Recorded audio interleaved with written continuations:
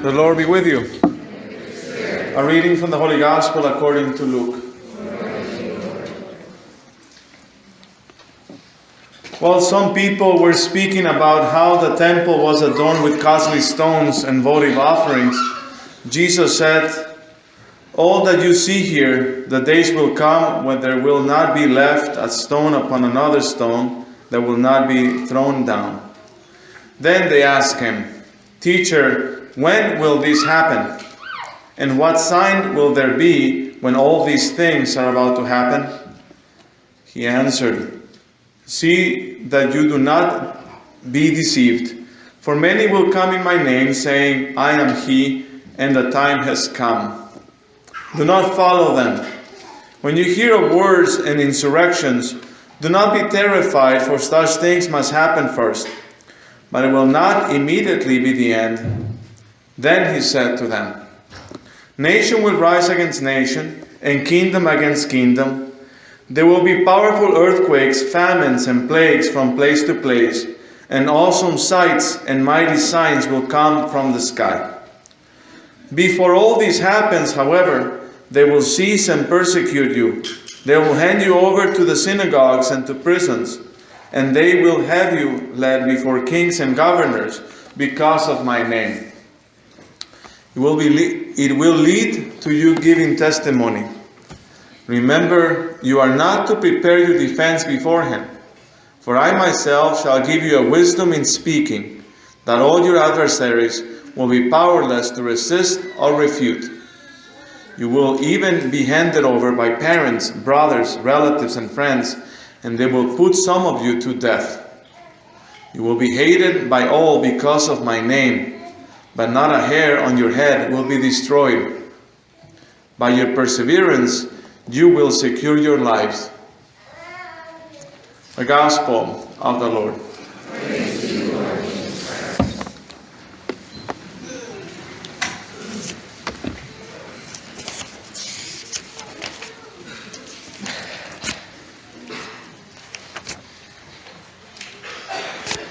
The Lord will come to rule the earth with justice. The Gospel today gives us an image of the things to come, what Jesus told us that would happen. In all this, the words that stand out to me the most are the words, the imperative that Jesus gives us. Do not follow them.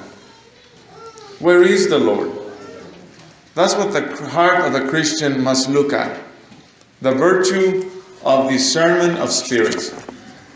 Discernment of spirits. It's very important in our time to discern the signs of the times. To see where the Lord is. As we enter the end of the liturgical year, we begin to reflect on the end time. That all these things will pass away. There will be no stone left upon stone, as Jesus says. And many other signs. There will be wars, insurrections, nations against nations, kingdom against kingdoms, earthquakes, famine, plagues.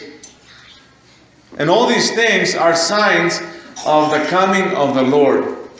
All these things must happen before He comes. And when He comes, all these things will pass away. What do they signal to us? When we watch the news, open the newspaper, or read what's going on in the world around us, and sometimes people go in despair as to what's going to happen now.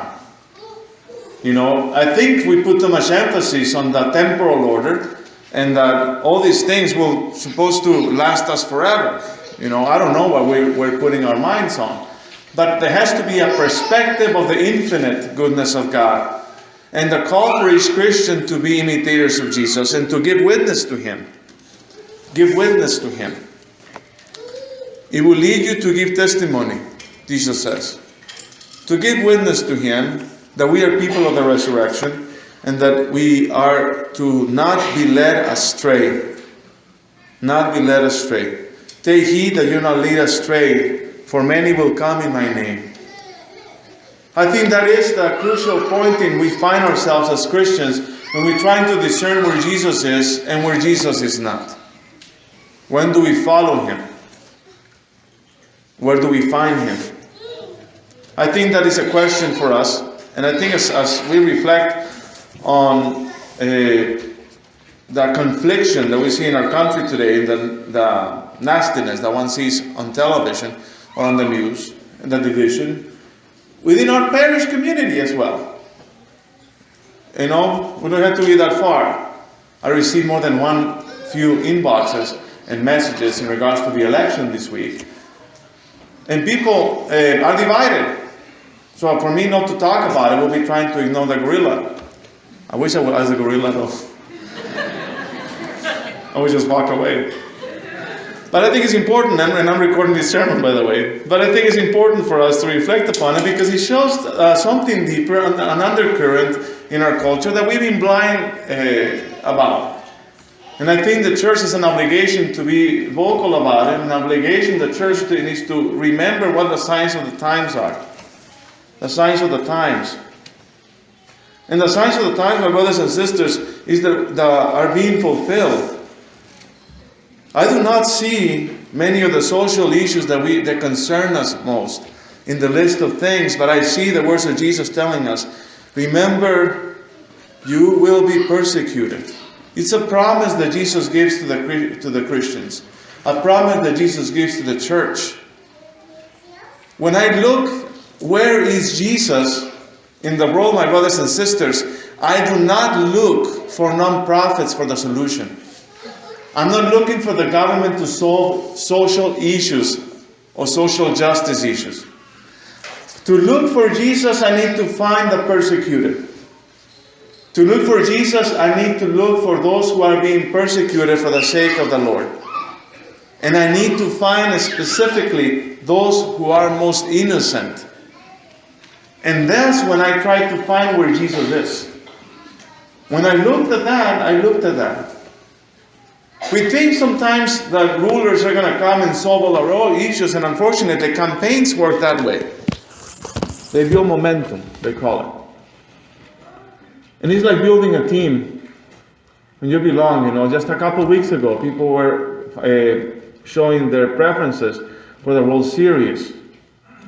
In some countries, in a soccer match, people fight against each other after they lose. With the same animosity, but not as violent as the protesters we see this week. It's that our team lost. And with it, all the ideas. I think we've been putting our energies in the wrong place. The wrong place. Do we really think, and be honest, that our president is going to get rid of all the problems in one sweep? Have we ever come to think about that it is the Lord who's in charge and He's the one who brings justice? It is the Lord who brings justice. Do we take our sight off the Lord and we begin to look at other things? We need to look for where Jesus is, and then we need to act on conscience. And that's a very important issue. The church keeps telling us during election seasons, every so often, that we need to form a Christian conscience. Not to replace it, but to form a Christian conscience. And what that means is that we have to look where Jesus is in our hearts, and then we need to see where the world stands, and then we need to work on our discernment process to find out where Jesus is. One of the most troublesome issues that the church has been facing for years is persecution. Not only am I talking about persecution in the Middle East, and in countries that are hostile to Christianity, or regions. Within our own nation, I see it as most fundamental than any other right. Because it is embedded the right to believe in something. The church, against public opinion, the church believes in freedom of conscience as preamble to freedom of religion. The ability to believe in something, and that the state has the right to respect it. Now, for remembering, there is a difference between religion, freedom of religion, and freedom of worship. It sounds the same, doesn't it? But it's not. Freedom of worship is what we're exercising here in our temple. Freedom of religion is what you express outside of this, in your workplace, in the public square? Can Catholics stand up for their beliefs publicly or not? Can we be pro-lifers publicly or not without having somebody barking in our face back? Can we stand for marriage and other issues without having imposition of a perspective or not? For me, that is a fundamental issue. That is a constitutional issue. For me, it is not so much a problem of immigration, for example. I am an immigrant. I understand. I come from a country just down 57 miles south or so. And I saw what governments without giving religious freedom is like. I grew up in them. I remember when I was in the seminary, there was a big division inside the seminaries, in case you don't know. Well, in the church as well, sometimes liberals and conservatives also battle inside the church, the body of Christ. It's scandalous, but it's true. People tend to divide those things. So I was a young seminarian with a lot of zeal, and I began to wear my cassock. And one of the formators was concerned. Brought a concern that I was wearing my cassock. He says, you may come across, if you wear your cassock, people are going to think that you're very conservative. I'm like, oh, really? What were you thinking before? So people ask me, but they see me walking around the cassock, and they're like, Father, are you conservative? You look very conservative, Father, be careful. I'm like, who do you think I am? I said, you haven't been hearing my sermons lately, have you? But I remember talking to the professor, and the professor told me, well, try not to give the wrong impression. And that became a dot in my formation file. But I want to think about it. In Mexico, priests were not allowed at the time to wear their garb. The government would not allow priests to vote either. Till 1992, the government opened the ability for the clerics to express their political views outside the pulpit. Before that, nuns were not allowed to wear their habits either. They were doing it illegally, but no cop was going to arrest a nun. This is the 1990s. I saw what it is when a government begins to try to suppress religious expression. And I see that as a fundamental right for people. If it comes to the point that we cannot even express our beliefs, then, my brothers and sisters, we are not living in a democracy. We do not have the freedom of speech. Then we're being tainted by what Cardinal Ratzinger, then Pope Benedict, said, the dictatorship of relativism. The dictatorship of relativism, when a minority of people who do not believe in certain values impose them militarily almost on the majority, by force, not by legislation and consensus, as is supposed to be done in our nation, but by courts and intimidation. That, my brothers and sisters, is a fundamental issue that we as Catholics need to study carefully, informing our conscience. It is more fundamental than any other right. What happens in campaigns, my brothers and sisters, thank God stays in campaigns. But there is a lot of puppetry. A lot of puppetry, and people go with it. People go with it. It looks like we're selecting Miss or Mr. Congeniality. And either or both with either. And what happens? We forget what our roots are. We forget what Jesus is. If people had the same zeal they had for the candidates than they do for the church, my brothers and sisters, we would have built a cathedral in Zaguarita already. If we had the same zeal. If we were to denounce evil with the same energy, my confessional will be filled. I will have a confessional. I don't have a confessional, by the way. I hear confessions face to face, and Father, if people want to see if they can hide under my chair. I said, no, I can't do that. Why? Because we do not denounce evil. We need to denounce evil where it stands. When I see the little sisters of the poor fighting an administration in the Supreme Court, that should signal red flags, my brothers and sisters. That there is something wrong with an institution that is trying to suppress some little nuns from keeping their conscience clear. You know, read the signs of the times. Read the signs of the times and don't be afraid. Nowadays there is a lack of conversation going on. I like to liken it to the conversation of a failing marriage. A failing marriage. When a wife and a husband do not talk to each other about what's really bothering them in their conscience, in their hearts, then the marriage begins to crumble.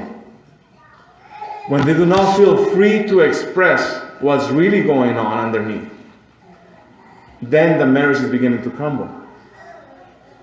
Same thing is happening, I think, in our society.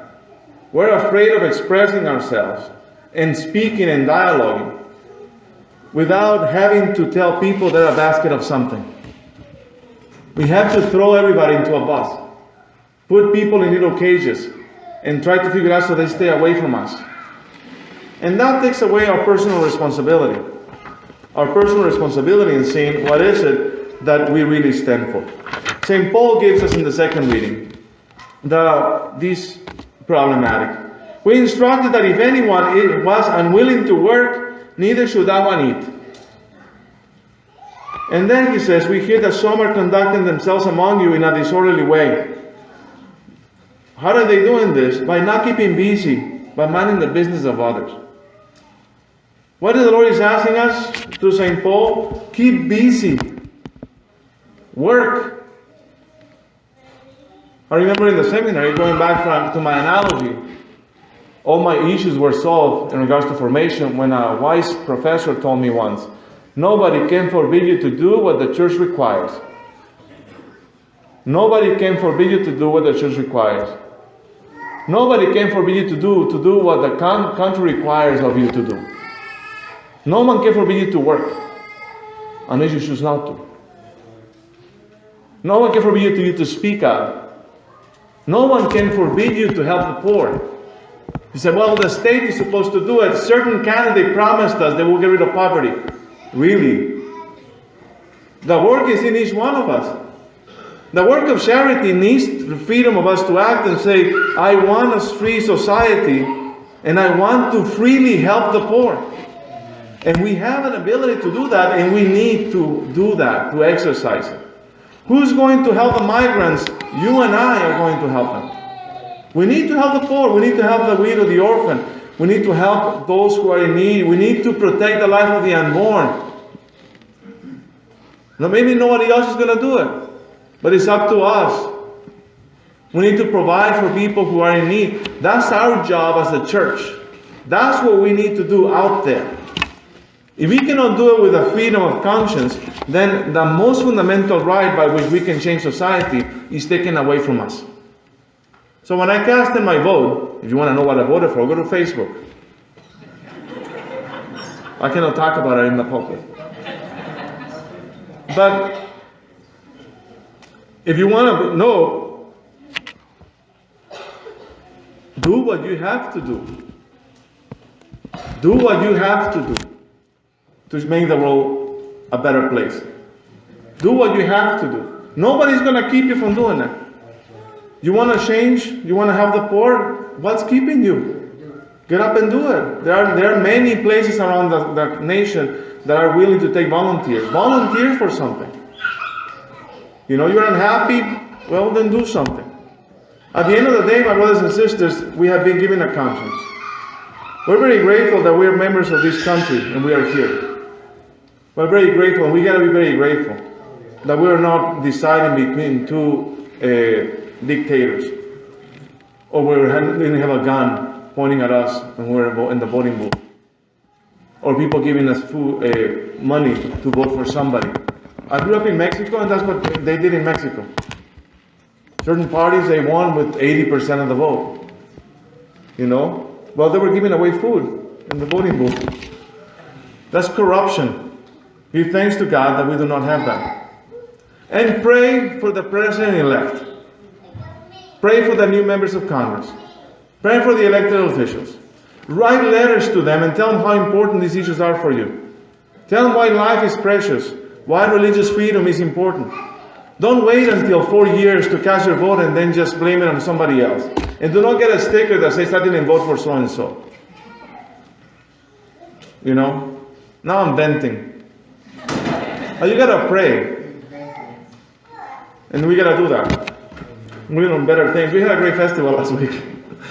You know, that festival we had, it was like a preamble to the election week.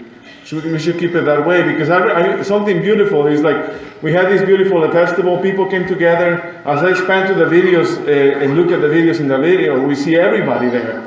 There were no political parties. We were all just members of the body of Christ having a good time.